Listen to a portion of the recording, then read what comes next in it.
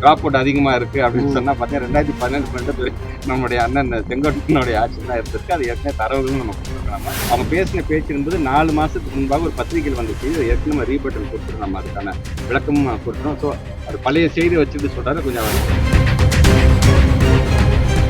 சொல்லியிருக்காங்க. அடுத்து இந்த வரைவு வாக்காளர் பட்டியல் வந்ததுக்கு பிறகு அந்த இறப்பு சார்ந்து சரி, ஷிஃப்ட் சார்ந்து சரி, இதெல்லாம் முறையாக நீங்கள் வந்து சரி பார்த்து உடனடியாக அது சார்ந்து ஏதாச்சும் நம்ம அப்ஜெக்ஷன் உடனே கொடுக்க வேண்டும் என்று சொல்லியிருக்காங்க. முழுமையாக ஒரு தொகுதி சார்ந்து வந்ததுக்கு பிறகு பூத் வைஸாக இப்போ எப்படி நாங்கள் வந்து 21ஆம் தேதி வந்து மாவட்ட செயற்குழு கூட்டம் வச்சிருக்கிறோம்.